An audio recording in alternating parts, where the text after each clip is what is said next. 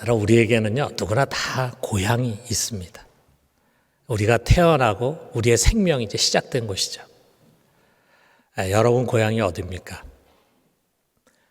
여러분 그 고향을 그리워하십니까? 또 고향 자주 가십니까?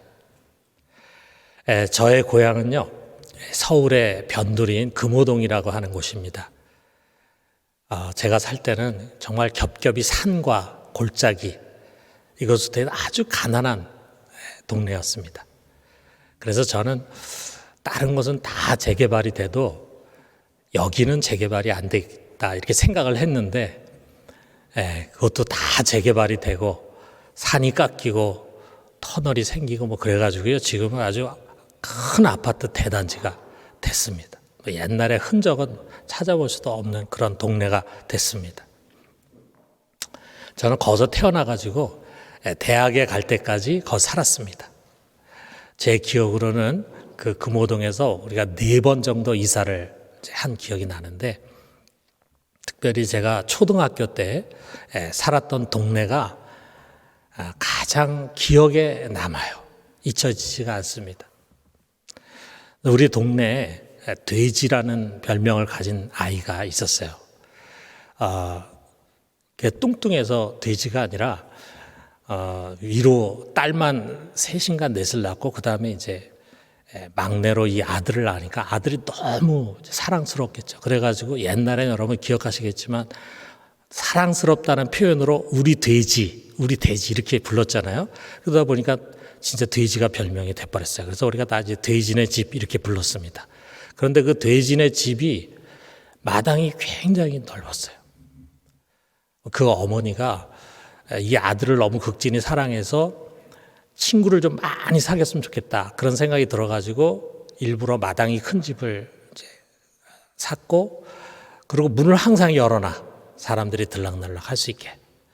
자, 그래서 그것은 우리 동네 아이들의 놀이터가 됐습니다. 매일 20명, 30명 애들이 이제 모였어요. 그래서 여자애들은 뭐 고무줄, 그 다음에 뭐 공기놀이 막 이런 거 하고, 남자애들은 뭐 자치기도 하고, 그 다음에 딱지치기도 하고, 뭐 연도 날리고, 뭐 옛날에 우리 어렸을 때 하던 그런 놀이들이 많이 있잖아요. 자, 학교 갔다 오면은 막 가방 내던지고 제일 먼저 찾아가는 곳이 그곳 마당이었어요. 아마 시골이 고향인 분들은 아마 더더욱 그런 많은 추억의 장소를 기억하고 있으리라 생각합니다. 가만 돌아보면은 그때가 가장 행복했던 것 같아요. 우리 애들 중에, 거기에 와서 같이 노는 애들 중에 뭐 걱정, 근심에 가득 차서 우울해하거나 또는 심사가 복잡한 그런 아이 아무도 없었어요. 다들 애들 단순하지 않습니까? 놀기에 여념이 없고, 그래서 같이 노니까 즐겁고 행복했어요. 돌아보면 제 평생에 그렇게 아무 걱정 없이 즐겁게 놀아본 때가 그 뒤로는 없었던 것 같아요. 그래서 중학교 들어가면서부터 늘 공부 때문에 씨름하고 뭐 놀고 뭐 이렇게 하는 게 굉장히 부담스러운 그런 삶을 지금까지 살아온 것 같아. 그때는 뭐 노는 게 너무나 즐거웠습니다. 왜 그게 가능했을까? 부모님이 계셨기 때문이에요. 자, 저를 포함해서 우리 거기에 노는 애들, 그 아이들을 먹이고 입히고 공부시키기 위해서 우리 부모들은 매일 전쟁을 벌이고 있었어요. 새벽부터 늦게까지 일을 해야 했습니다. 그 당시에 저희들은 철이 아직 안 들어가지고 부모님의 고생과 고민을 잘 몰랐죠. 근데 어쨌든 우리는 모두 부모의 은혜의 그늘 아래 있었기 때문에 참 마음껏 뛰놀면서 보낼 수가 있었어요. 저는 지금도 가끔 그 돼지네 집 마당을 이제 추억을 합니다. 왁자지껄하게 애들 모여가지고 재미있게 놀았던 그 모습들을 떠올리면서 미소를 짓습니다. 대부분 사람들에게 고향이라고 하는 것은 마음 한구석에 이렇게 담겨진 소중한 추억이라고 생각을 합니다. 자, 그런데 우리 그리스도인들에게요, 진짜 고향이 있습니다. 영혼의 고향이에요. 그리스도 안에서 새 사람으로 거듭난 곳입니다. 그것이 우리 신앙인들의 진짜 고향이에요. 거기가 어딘가? 거기가 바로 골고다 언덕입니다.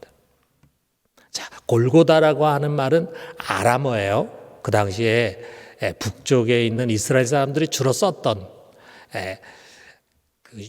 그 히브리어하고 비슷한 그런 언어입니다. 자, 근데 그 아람어로 무슨 뜻이냐면 해골이라고 하는 그런 뜻이에요. 자, 이것을 라틴어로는 갈바리아라고 하는데 여기서 영어로 갈보리라고 하는 말이 나왔어요. 그러니까 골고다와 갈보리는 같은 그 지형을 가르치는 말입니다. 왜 해골이라고 하는 이름이 붙었는지 그거는 우리가 잘 모릅니다. 자, 그 언덕이 모양이 해골같이 생겼다. 그래서 해골이라는 이름이 붙였다라고 말하는 사람도 있고, 자, 그것이 사형장이다 보니까 사람의 해골이 많이 묻혀가지고 그래서 붙여진 이름이다라는 그런 의견들도 있어요. 어쨌든 십자가 처형장에 걸맞는 아주 끔찍한 이름이죠. 해골. 자, 근데 이런 무시무시한 곳이 우리들의 고향이에요. 어떻게 그럴 수가 있습니까? 사람을 죽이는 사형장인데 무엇보다도 그게 우리의 주님이 십자가에 못 박혀서 그렇게 고난을 당하시면서 처절하게 죽으신 곳인데 어떻게 그것이 우리가 돌아가고 싶고 자주 기억에 떠올리고 싶은 고향이 될 수 있을까? 그렇습니다. 여러분, 이 무섭고 잔인한 사형장이 역설적이게도 우리들에게는 가장 은혜스럽고 감동적인 것입니다. 왜 그렇습니까? 희생이 있기 때문이에요. 그분의 죽음이, 그분의 고난이 자신의 죄로 인한 자신이 형벌받는 고난과 죽음이 아니라 희생의 죽음이기 때문이에요. 희생. 그 골고다는 희생이 있는 곳입니다. 그분께서 나를 위해서 자기를 고난에 내던지고 죽임을 당하셨어요.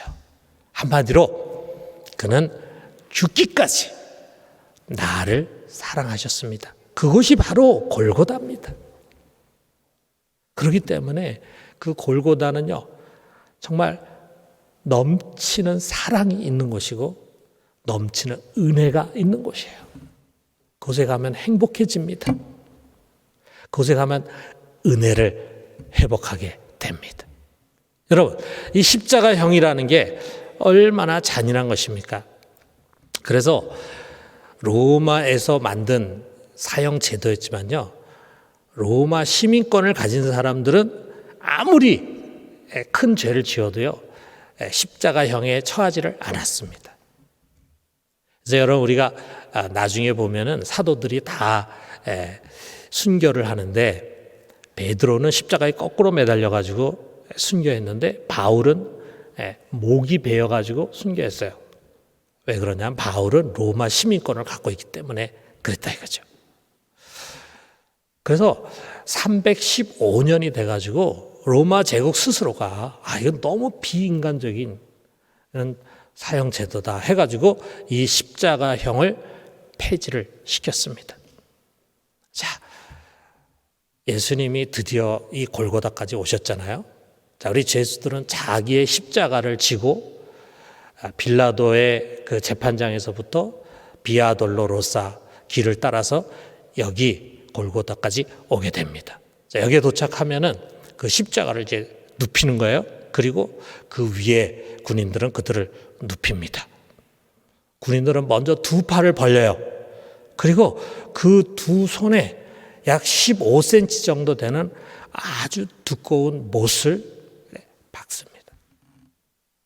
학자들 중에는요, 자, 이게 십자가에 매달려 가지고 이 두 손으로 이제 이 몸을 지탱해야 되는데 그 지탱하기 위해서 손바닥이 아니라 이 손목에다가 못을 박았을 것이다. 이 손목에 이게 굵은 뼈가 있으니까 이렇게 말하기도 합니다.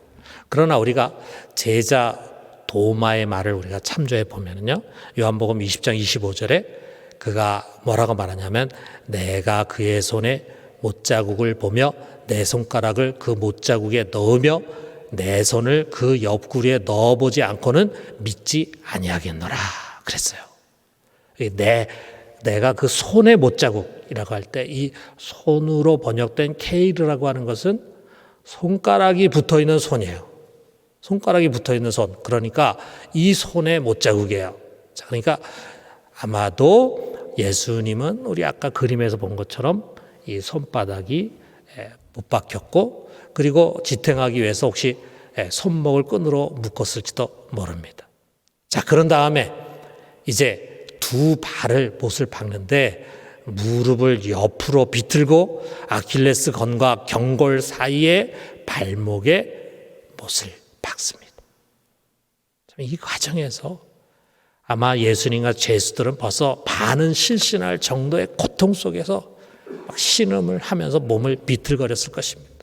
막 소리를 지르기도 하고 그랬겠죠. 너무 아프니까. 그리고 이제 그 십자가를 세워서 땅에 박습니다. 군인들이 사다리 타고 이 십자가 위로 올라가 가지고 큰 망치로 두드려 가지고 땅에 박는 거예요. 그랬을 때 그 진동이 손과 발에 전해지지 않겠어요? 또 다른 고통이 그들에게 엄습했을 것입니다. 그리고 이제 못 박힌 두 손과 발이 온몸을 지탱하는 거예요. 그리고 서 있는 거예요. 가만히 있기 힘들잖아요. 그래서 몸을 움직거리면은 그 못 박힌 곳에 살을 후비는 통증이 찾아왔을 것입니다.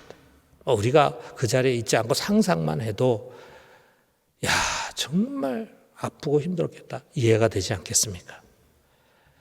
자, 예수님은 머리에도 가시멜류관을 쓰셨기 때문에 머리에서도 피가 나고 그 다음에 양손과 발에서 피가 계속 흐르는 가운데 십자가에 약 6시간 정도를 매달려 있다가 죽으셨어요. 아마도 그 6시간이 6일, 아마 60일만큼 길게 느껴졌을 것입니다. 자, 이런 고통을 우리가 극한 고통, 더 나아가서는 죽음에 이르는 고통이라고 말하죠. 자, 그런데 그것만이 아니에요. 우리가 다른 성경을 보면은 예수님이 못 박혀 달리신 그 십자가 아래에 그를 십자가에 못 박게 하기 위해서 지금까지 동분서주 달려온 대제사장들, 장로들, 서기관들, 유대인들이 모여가지고 예수님 바라보면서 그를 불쌍히 여기는 것이 아니라 도리어 그를 조롱합니다. 욕을 합니다. 비방을 합니다. 그 한마디 한마디가 정말 예수님의 심장과 폐부를 찌르는 창같이 들렸을 거예요. 저리 잠언에 보면은 소다에 식초를 붓듯이라고 하는 표현이 있어요. 불난지에 부채질한다 그런 얘기죠. 자, 그런 것처럼 이들은 극한 육신의 고통을 받고 있는 주님 그에게 정신적인 괴로움을 더해주는 정말 너무도 나쁜 사악한 인간들이었습니다. 자, 이런 상황에서 예수님은요, 그 십자가 위에서 모두 7 말씀을 하십니다. 십자가에서의 7 말씀이라 그래가지고 우리가 이제 가상 7원이라고 이야기합니다. 그 가상 7원이 어떤 거냐면 요한복음에 그 3개 말씀이 나오고 누가복음에 3개 그리고 마태 마가에 1개가 나오는데 자, 여기 오늘 우리가 읽은 이 말씀에 벌써 3가지가 다 들어있어요. 자, 요한복음 19장 26절에서 27절 보니까 여자여 보소서 아들입니다.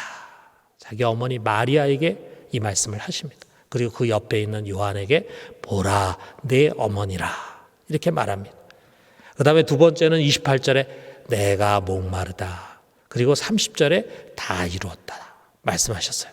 누가복음에도 3가지 나오는데 23장 34절에 보니까 아버지 저들을 사하여 주옵소서 자기들이 하는 것을 알지 못함이니이다. 43절에 보니까 자 옆에 같이 달린 죄수에게 말합니다. 내가 진실로 내게 이르노니 오늘 내가 나와 함께 낙원에 있으리라. 그리고 46절에 보니까 아버지 내 영혼을 아버지의 손에 부탁하나이다 그랬어요. 마태복음하고 마가복음에는 하나밖에 나오질 않습니다. 마태복음 27장 46절, 마가복음 15장 34절에 보니까 엘리 엘리 라마 사박다니 나의 하나님 어째 나를 버리셨나이까. 자, 이렇게 모두 7개 말씀을 십자가에서 하셨습니다. 이 한마디 한마디가 그냥 흐트러 흘러버릴 말씀이 아니잖아요. 너무 소중해. 그 속에 깊은 메시지 담고 있어요. 자, 우리가 근데 오늘 그것을 다 할 수는 없고 다음 주에 있게 될 고난절 특별 새벽 기도에 이 가상 7원의 말씀을 같이 나누려고 합니다. 자, 오늘은요, 이 요한복음에 나오는 세 가지 말씀 중에서 제일 마지막에 하시는 말씀, 그 속에 담긴 메시지를 우리가 좀 들어봅시다. 자, 우리 주님은 이제 거의 죽음에 임박했어요. 그런 가운데 마지막 순간에 이 말씀을 하십니다. 30절에 보니까 다 이루었다 그랬어요. 자, 이게 헬라어로 한 단어입니다. 테텔레스타이라고 하는 단어예요. 그래서 이 테텔레스타이라는 단어는요, 끝나다, 이루다라고 하는 뜻을 갖고 있는 텔레오라고 하는 동사의 완료 수동태예요. 자, 그러니까 우리가 좀 정확한 번역을 한다면 내가 다 이루었다라는 그런 말보다는 이제 다 이루어졌다, 이제 끝났다. 그래서 영어 성경은 it is finished 이렇게 돼 있습니다. 자, 그럼 이 마지막에 하신 말씀 테텔레스타이라고 하는 이 한 단어 속에는요, 너무도 많은 의미가 담겨져 있어요. 자, 예수님께서 다 이루셨어. 뭘 이루셨습니까? 그가 오신 목적, 그를 세상에 보내신 하나님의 뜻을 다 이루시고 그에게 맡겨진 사명을, 미션을 다 마치신 것입니다.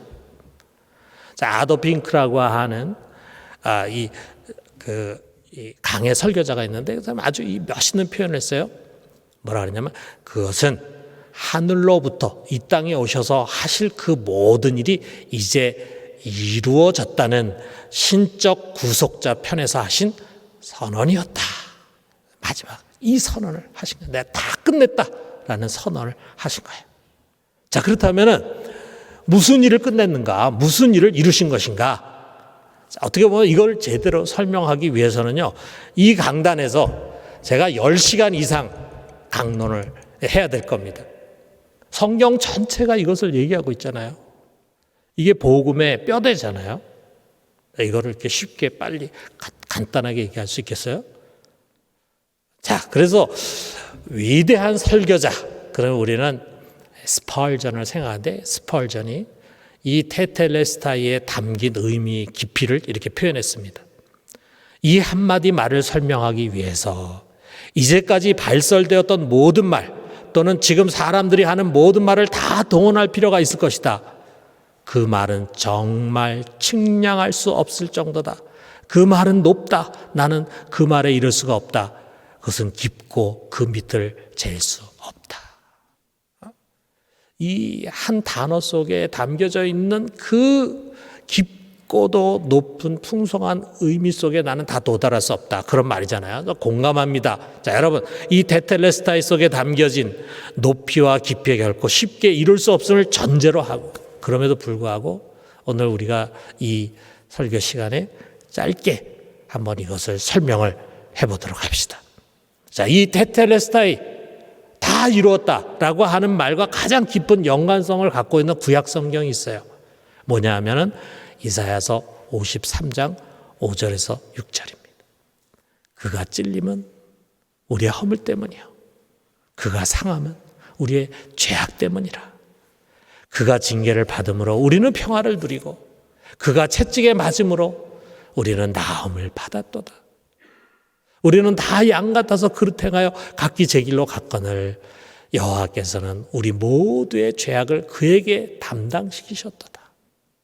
우리가 너무나 잘 아는 성경 구절. 우리가 이 말씀 앞에서 항상 은혜를 받는 성경 구절. 이사야의 예언이 테텔레스타이 다 이루었다. 바로 이 예언의 성취를 말하고 있는 것입니다. 성자 하나님, 하나님의 아들이 우리와 같은 육신으로 이 세상에 오셨습니다. 그리고 그 자신의 몸에 우리의 모든 죄악을 다 짊어지셨어요. 그래서 요한복음 1장 29절에 세례 요한이 예수님을 가르쳐 한 말입니다. 보라, 세상 죄를 지고 가는 하나님의 어린 양이로다. 세상 죄를 그가 다 지고 가. 우리 한 사람 한 사람의 죄를 그가 다 짊어졌어요. 그래서 그 짊어진 죄의 값을 치르기 위해서 그분이 대신 채찍에 맞으시고, 그분이 대신 죄인이 받을 징계를 받으시고, 그래서 결국은 십자가의 이 어마어마한 고통 가운데서 그는 죽임을 당하신 것입니다. 자신이 짊어졌다고도 말할 수 있지만요, 하나님 아버지를 주어로 우리가 본다면 우리 하나님 아버지가 우리 인간의 죄악을요 자기의 사랑하는 아들 예수 그리스도에게 담당시키고 전가를 했습니다. 그리고 그에게 우리가 받을 형벌을 쏟아 부으신 것입니다. 마태복음 27장 46절에 보니까 엘리 엘리 라마 사막다니 하시니 이는 곧 나의 하나님 나의 하나님 어찌하여 나를 버리셨나이까 하는 뜻이라. 저들이 죄를 지었는데, 그런데 하나님은요 우리를 버린 게 아니고 우리를 재판하고 우리를 심판하고 우리를 지옥에 보내는 것이 아니라 그의 사랑하는 아들을 버리셨어요.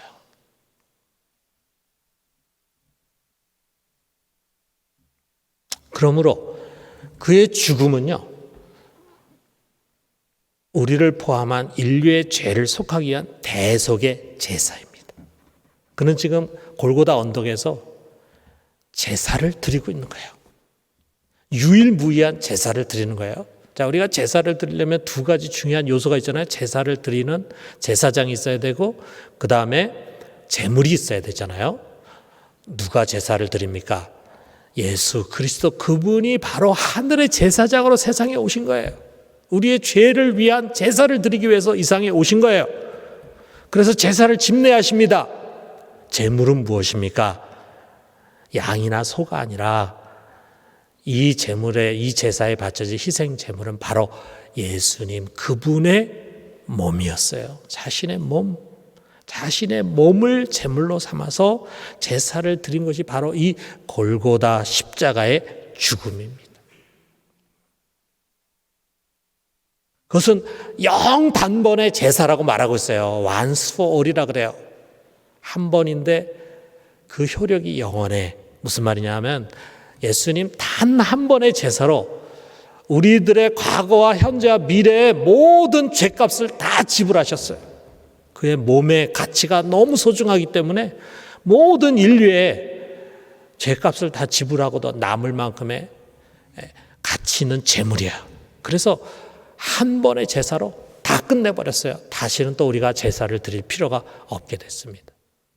자, 이 십자가 제사의 결과는 엄청난 것입니다. 우리가 쉽게 이해하기 위해서, 자, 1945년에 우리를 36년간 지배했던 일본이 패망했잖아요. 자, 그러다 보니까 일본의 사악한 식민 통치가 끝났어. 우리 민족은 해방이 됐어요. 자, 그런 것처럼 예수 그리스도의 대속의 죽음으로 말미암아 우리를 지배하던 죄와 사망이 권세를 잃어버렸습니다.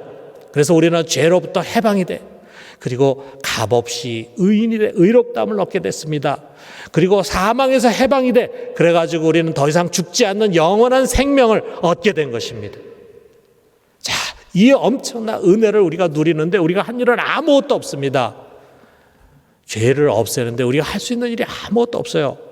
오직 하나님의 독생자 예수 그리스도가 이 모든 것을 이루시고 선포하셨습니다. 테텔레스타이, 다 내가 이뤘다. 다 이루어졌다 말씀하셨어요. 우리가 한 일은 이것입니다.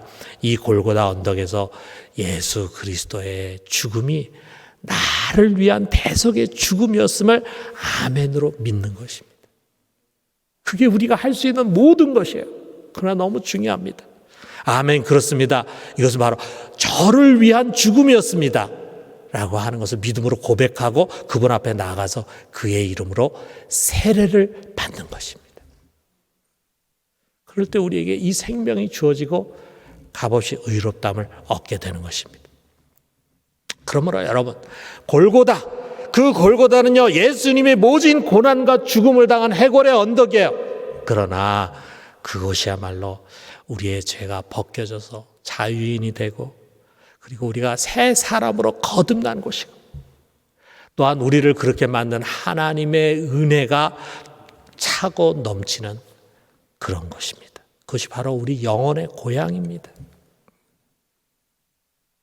여러분, 때로 우리는 이 세상 살면서 이 영혼의 고향을 멀리 할 때가 있어요. 십자가를 잊어버립니다. 때로 이 복잡한 광야 같은 세상 속을 살다 보면은 거기에 맞춰 살려고 하게 되고, 그러다 보면 우리도 모르는 가운데 우리 속에 염려와 근심이 가득 차게 되고 세속에 물들게 됩니다.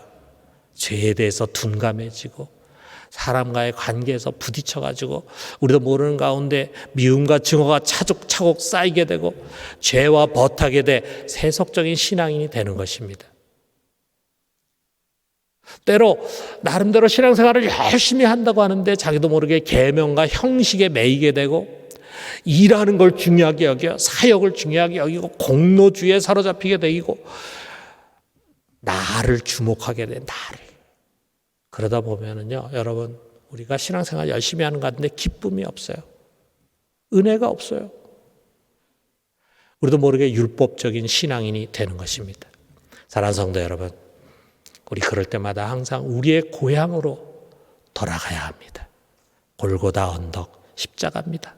거기를 위해서 나를 위해 죽으신 예수님 바라보는 거예요.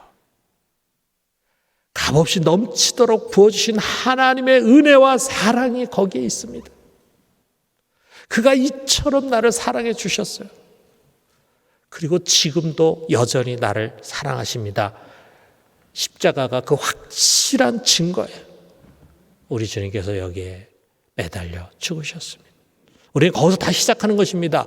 거기서 이미 나는 옛사람이 죽었어요. 나는 더 이상 죄의 지배를 받는 자가 아닙니다. 죄의 달콤한 유혹에 시달릴 그런 초라한 죄인이 아니에요. 나는 값없이 의인이 된 자고 하나님과 같은 거룩을 가진 성도입니다.